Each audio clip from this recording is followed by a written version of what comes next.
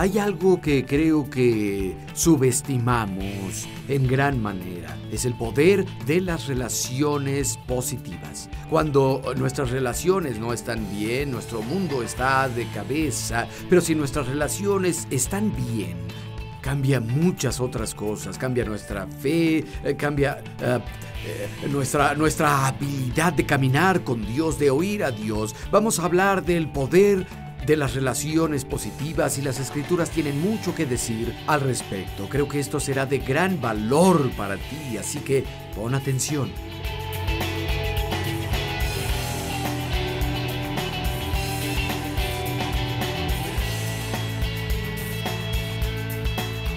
Hoy les voy a hablar sobre el poder de las relaciones positivas. No tenemos tiempo de leerla, pero hay una historia en Génesis 20 sobre Abraham y Sara. Llegaron a la tierra del rey Abimelec, el rey de Gerar, y Abraham había convencido a Sara de que en cualquier lugar nuevo, Sara diría a todos que era su hermana, porque era una mujer hermosa y no quería que lo mataran para tomarla como esposa. Era mejor que se fueran con ellos y fingieran que eran hermanos al vivir en un lugar nuevo. Y llegaron y el siervo de Abimelec dijo: oiga, hay una hermosa mujer con unas personas, vienen llegando al área. Y Abimelec llevó a Sara a su harem y ella dijo: sí, Abraham es mi hermano. Y él le dijo: nos vemos, hermana. Y ella se fue al harem de Abimelec. Pero Dios despierta a Abimelec a medianoche y le dice: estás muerto. La mujer que tomaste pertenece a mi siervo Abraham. Y Abimelec, él defiende su caso y dice: Dios no lo sabía, él dijo que era su hermana. Dios dice: como hiciste esto con integridad de corazón, te perdono. Y es una historia interesante. Sara mintió, Abraham mintió, las cosas se confundieron mucho, Dios intervino y Abraham y Sara fueron confrontados por mentir. Abimelec envió a Sara con Abraham y luego, después de que todas esas relaciones fueron restauradas y puestas en el orden correcto, al final del capítulo dice: Abraham oró a Dios y Dios sanó a Abimelec y a su esposa y a su sirviente. Hasta que todas estas relaciones se restauraron y se pusieron como debían, leemos que Abraham oró y Dios sanó. Creo que como todo en general, subestimamos el efecto que las buenas y malas relaciones tienen sobre la oración, sobre la fe, sobre la salud o al recibir bendición de Dios. Antes conducía una camioneta Volkswagen 1963. Pagué $1,000 por ella. Tenía un motor de 36 caballos de fuerza reconstruido. Debieron verla intentando subir una colina. Todos a bordo tenían que respirar e impulsarse o no subíamos a la siguiente colina. Y la camioneta se descompuso un día y yo no soy un buen mecánico. Aprendí un par de cosas por necesidad, especialmente cuando era dueño de ese vehículo. Y un chico la revisó, le quitó un pequeño tornillo. Dijo: el problema es este. E hizo... Era como una cabeza de alfiler en el tornillo. Dijo: el combustible pasa por aquí. Tenía una basura. Y volvió a ponerlo y arrancó de nuevo. Hizo... Era una pequeña basura o una partícula de algo que se atoró ahí donde tenía que pasar el combustible al pequeño motor de 36 caballos de fuerza, pero apagó todo el motor y dejó de seguir avanzando.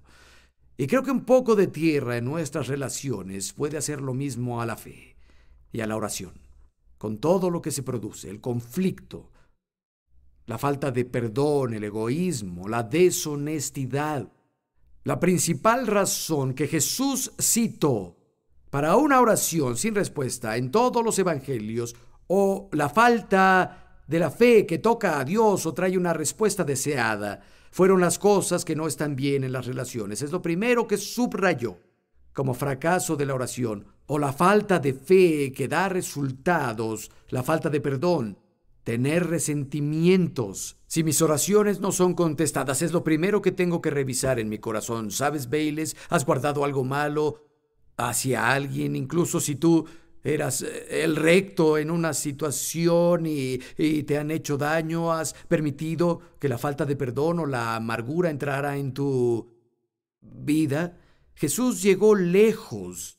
En Mateo 18 dijo que las personas están en manos de su verdugo hasta que las relaciones se componen y se otorga el perdón.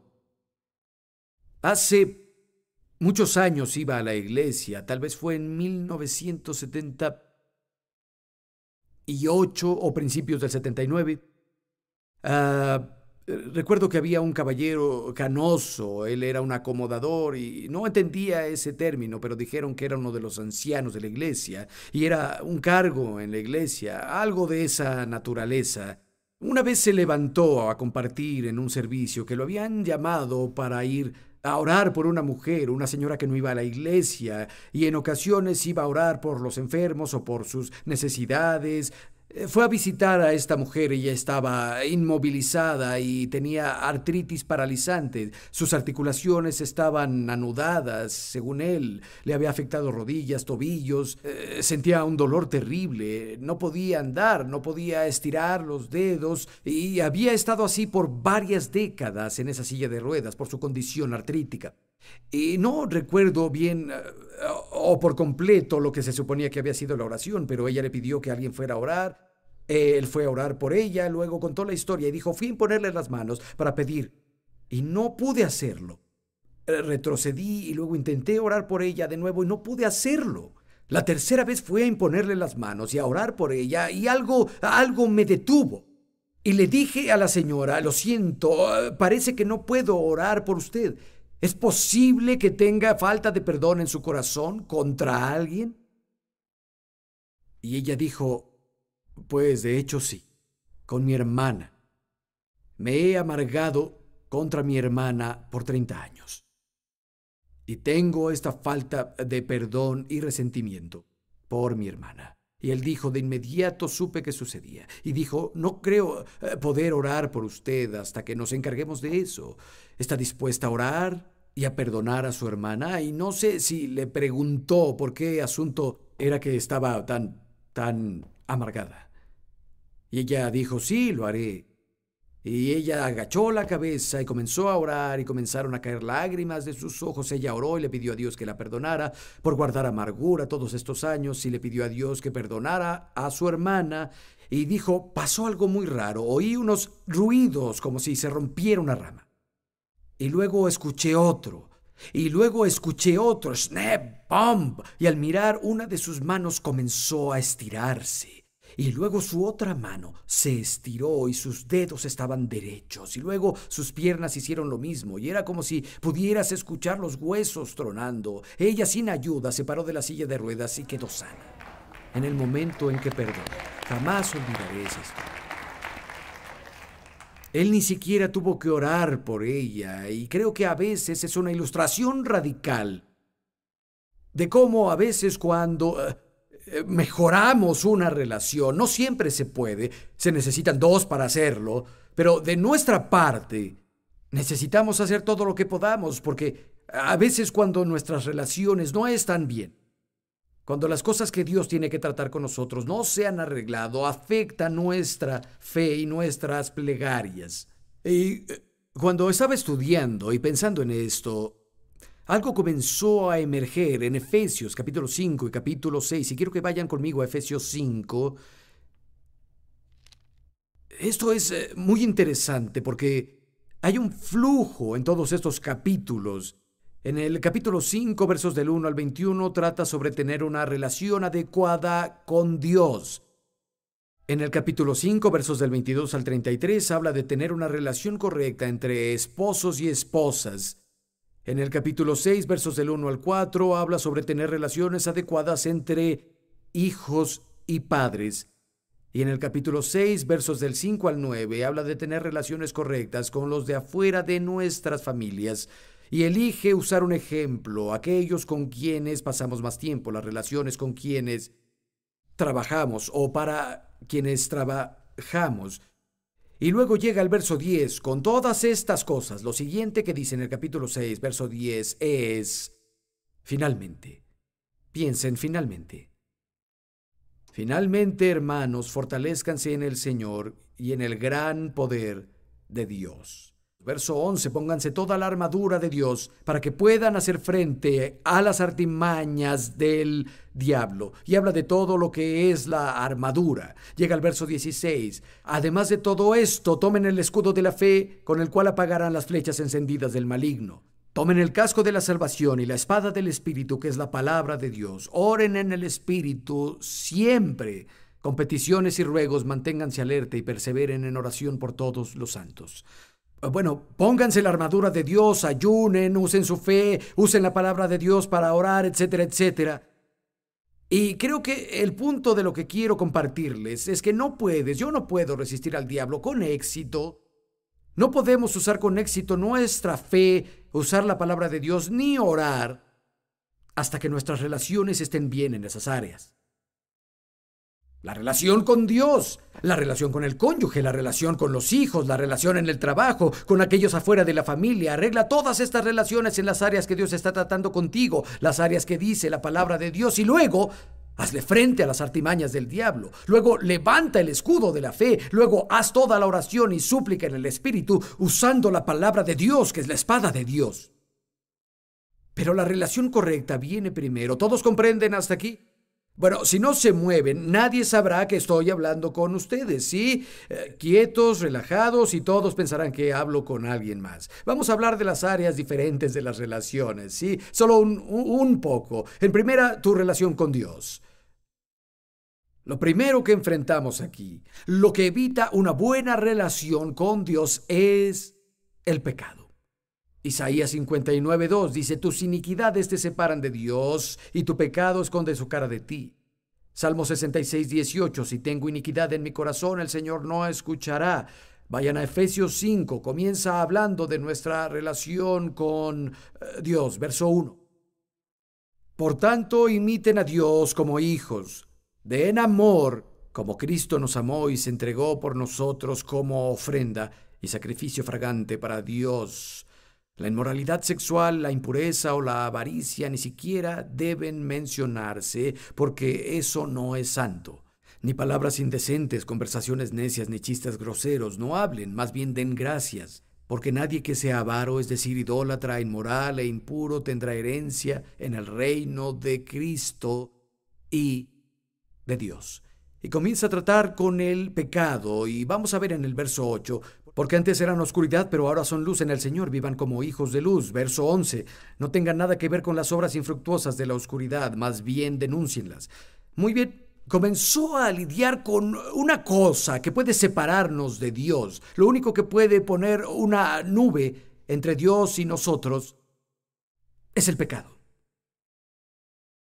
Y podemos arreglar la relación con nuestro Creador. Y sigue. En el verso 17 es muy interesante, dice, por tanto no sean insensatos. Entiendan cuál es la voluntad del Señor.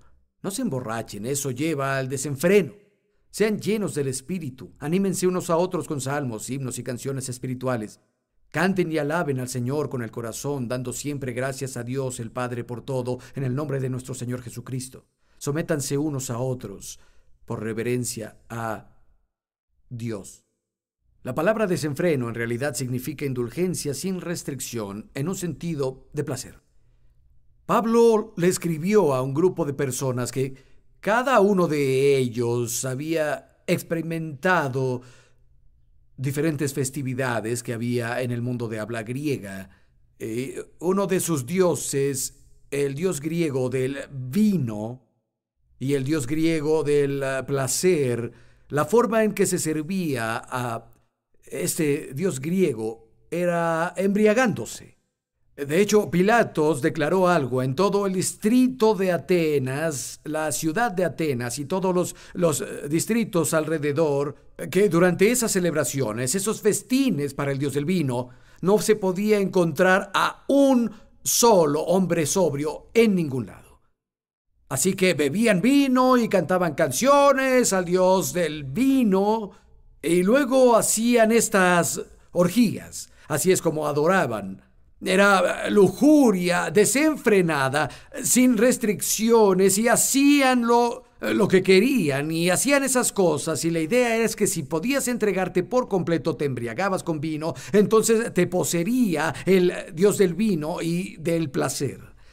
Todas las personas a las que Pablo les escribió tenían este historial, y si no habían participado, seguramente lo habían observado. Y Pablo dice, oigan, hay un nuevo reino, hay un nuevo rey. No se embriaguen con vino, donde hay desenfreno, no hay límites para lanzarse a cualquier placer sensual. Ahora, no se embriaguen con vino, sino llénense con otro espíritu. No tienen que obtener un espíritu de una botella. Pueden ser llenados de un espíritu diferente, hablando a ustedes en los salmos, himnos, en canciones espirituales, cantando y haciendo melodía en tu corazón para el Señor. Es un orden diferente, es algo totalmente diferente ahora. En otras palabras, haz las paces con Dios en lugar de dejar que el pecado te separe. Conoce su voluntad, mantente lleno del Espíritu, cántale, dale gracias a Él, témelo, ten una relación correcta con Él. Alguien dirá, yo he pecado. Bueno, todos lo hicimos, ¿verdad? ¿Qué hago? Confiesa tus pecados. Arrepiéntete y confiesa. 1 Juan 1:9. Si confieso mis pecados, ayúdenme con esto. Es fiel y justo para perdonarme y limpiarme de todas mis transgresiones. Si confieso mi pecado, Él me limpia de toda transgresión. Puedo cambiar para estar bien de nuevo. Estoy bien de nuevo con Él. Y no se trata de que nos ganemos el perdón de Dios o meritemos el derecho a que conteste todas nuestras oraciones. Es solo por la gracia de Dios y solo eso. Nuestra parte es arrepentirnos y creer. La Biblia dice que Abraham en Romanos capítulo 4, que creyó en Dios y le fue contado por justicia. Lo mismo es verdad para ti. Leí una historia hace muchos años sobre un hombre que era administrador. Revisaba las finanzas, en particular de un monarca del este, y había robado, le quitó algunos de los fondos y algo pasó y sabía que lo iban a encontrar, pudo encubrirlo un tiempo, había malversado y se dio cuenta de que estaba acabado. Y fue a la cámara más baja del palacio donde vivía y él escribió una nota de suicidio, se iba a quitar la vida, hizo una confesión completa de lo que había hecho y cómo había robado el dinero del rey y cómo se arrepentía y sentía lo que había hecho y que si pudiera hacer algo para cambiarlo lo haría. Y comenzó a llorar, puso la cabeza sobre la mesa, se quedó dormido, entró en un sueño tormentoso. Después de que escribió la nota de confesión y la vela se agotó, según la historia que leí, el rey tenía un hábito raro, se despertaba a medianoche y visitaba diferentes lugares del palacio, caminaba por los corredores y los cuartos y llegó a la cámara baja y encontró a su sirviente ahí. La vela casi se agotaba y vio sobre su hombro el instrumento de escritura seguía en su mano y leyó la nota sobre los fondos que habían sido robados y de lo arrepentido que estaba y sabía que le iban a quitar la vida, así que mejor terminaría con su vida él mismo en lugar de ser torturado. ¿Saben qué hizo el rey? Se inclinó sobre su hombro, le quitó el instrumento de escritura, la pluma o lo que fuera de la mano, y escribió abajo, totalmente pagado. El rey lo firmó con su nombre y se fue a su recámara. Eso es lo que Jesús hizo por nosotros. Habíamos pecado y no podíamos pagar. Y su Hijo, con su sangre preciosa, escribió debajo de nuestra deuda, totalmente pagado. Jesús. Fue pagado. El precio del pecado fue pagado. Si te equivocas, confiesas tu pecado a Dios. Es justo para perdonar tu pecado y limpiarte de toda transgresión. Escucha, no hay razón en el mundo por la que dejes que tu pecado se interponga entre Dios y tú. Pero la idea es que arregles tu relación con Dios. Entonces tus oraciones pueden ser efectivas. Humíllate, arrepiéntete, arregla las cosas. Sabes, en el Salmo 103 dice, bendice Señor mi alma, no olvido tus bendiciones. Quien olvida mis iniquidades y sana todas mis enfermedades. Noten, cuando te encargas del pecado, es posible que sea sanado. En Lucas capítulo 5, los amigos de un chico lo bajan por el techo, es paralítico, y Jesús dice, tus pecados son perdonados, y luego dice, toma tu camilla y anda. ¿Qué es primero? El perdón. Tuvo que encargarse del pecado primero. En el libro de Santiago dice, confiesen sus faltas unos a otros, oren unos por otros para que sean sanados. ¿Qué fue primero? Encargarse del pecado. Es primero. Y luego se abrió la puerta para que la bendición redentora de la sanidad llegara a ti. No es cuestión de ganarse las cosas, pero hay una nube entre Dios y tú. ¡Quítala del camino! La sangre de Jesús limpia todo pecado. No hay razón para que continuemos con una mala relación con Dios cuando ya se pagó el precio. Vamos a arreglar la relación más importante esta noche. ¿Alguien diga amén? Ahora pasamos a las relaciones familiares. Vayan conmigo al capítulo 5. Disculpen, verso 22. Dice, esposas, sométanse a sus esposos como al Señor, porque el esposo es la cabeza de su esposa, como Cristo es cabeza de la iglesia y salvador de su cuerpo. Así como la iglesia se somete a Cristo, también las esposas deben someterse a sus esposos en todo. Hay dos palabras que le dice a las esposas aquí. La primera es la palabra que toda mujer ama, someterse. ¿Podemos decirla juntos?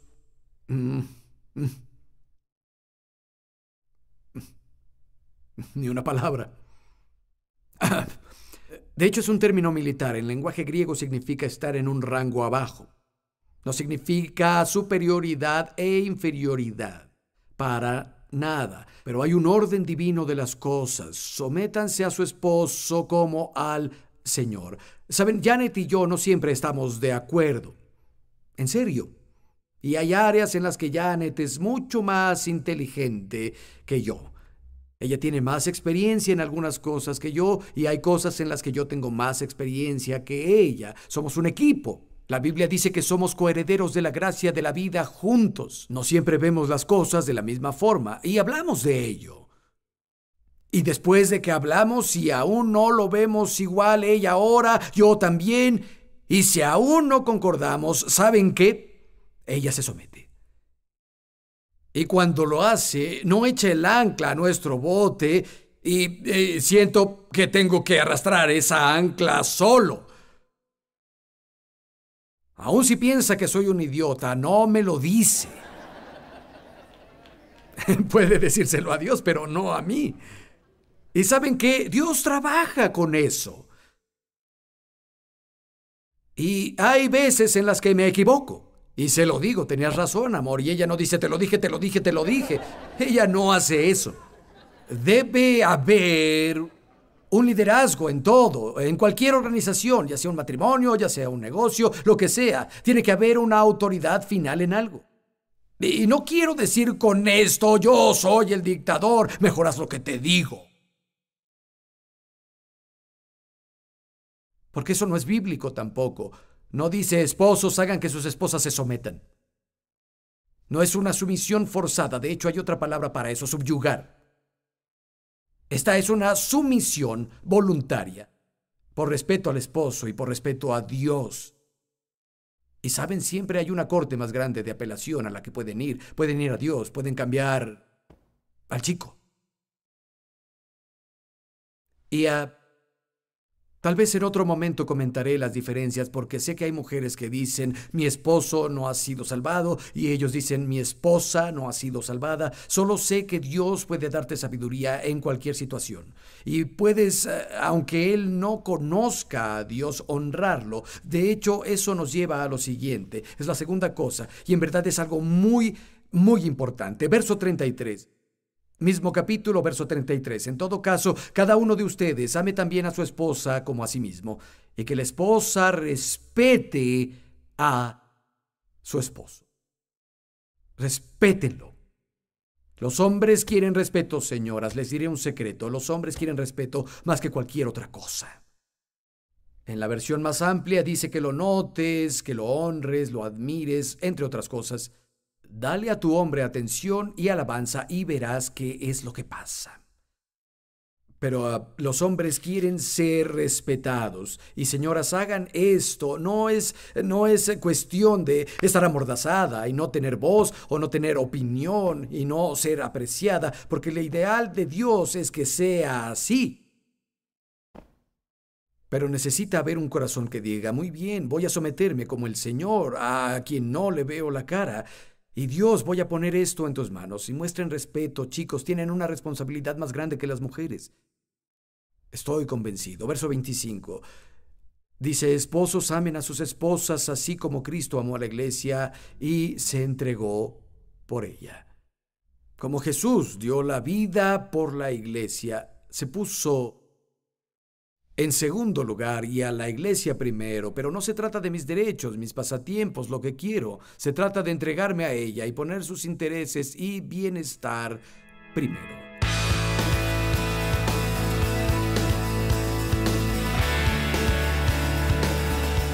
Más que nada, las mujeres quieren ser amadas. Y más que nada, los hombres quieren ser respetados. Mujer, si respetas a tu esposo, y Señor, si amas a tu esposa, tendrán una relación increíble. Pero hay algo que viene primero. Antes de que las relaciones estén bien horizontalmente, nuestra relación vertical con Dios debe estar bien. Primero, la enseñanza en la Biblia donde habla de que los esposos hablen a sus esposas y las esposas sometan a sus esposos, sométanse unos a otros en el temor de Dios, todo eso. Dice que tengamos una relación con Dios primero, que estemos llenos del Espíritu, que hablen en salmos, himnos y canciones espirituales. En ambos libros, en Efesios y Colosenses, tenemos la gran enseñanza del matrimonio. Siempre lo precede una relación real, sincera y vibrante con Dios. Arregla tu vida con Dios, dale tu corazón a Jesucristo y habrá bendición en todas las otras relaciones de tu vida también. Nos vemos la próxima. Bendiciones.